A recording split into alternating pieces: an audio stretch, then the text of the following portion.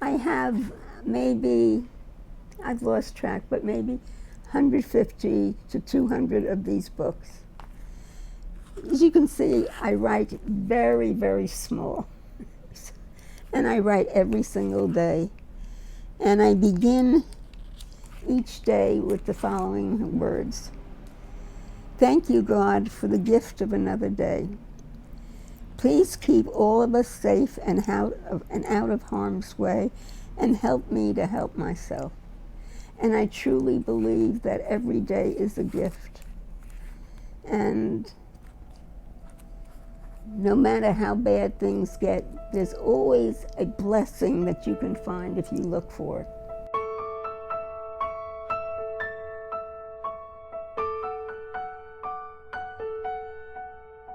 My name is Beverly Engelman. I'm 82 years old and still going strong.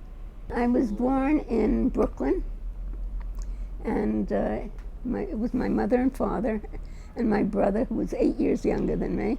Before I became Orthodox, I was always told my Hebrew name was Basha. And then when I started Hebrew school, and my Hebrew teacher said, oh, your name is Batya. And she said, that's a very special name. It means daughter of God. Well, I have to tell you, I take that very seriously. I am so proud to be Jewish. Education and Jewish go together. That's our history. I remember how important teachers were in my life. I still remember my 6th grade teacher. I can't tell you how many years ago this was. Her name was Miss Morgan, and I think she was my inspiration for becoming a teacher. I first intended to be a doctor. There's only one thing wrong with that. I wasn't very good in science. And so I actually dropped out of school. I dropped out of Brooklyn College for 10 years, worked, and then went back to become a teacher. And that was definitely my profession. I understood what it was to have a problem when it came to, learning.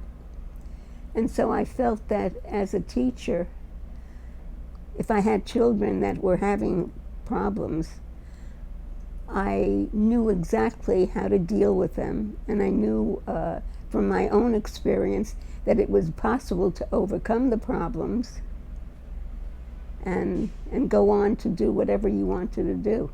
When you're working with a class of 30 kids, it's not really 30, it's 1 plus 1 plus 1 plus 1, because each of them is an individual. A lot of people think, well, you only teach from, till 3 o'clock, and then you have 2 months off during the summer.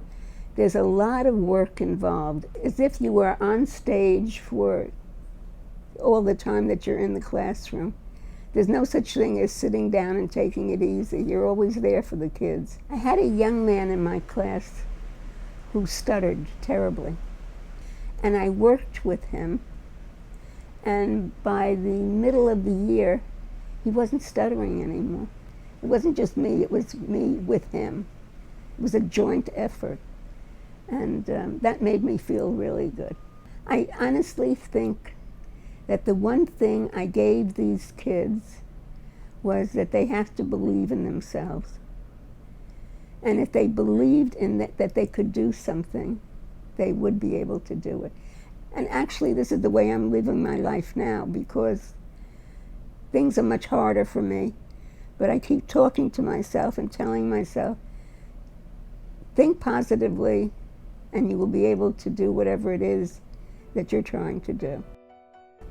I'm here for a reason, and I think over the years I have done things that have been of help to people, and I'm very proud of that.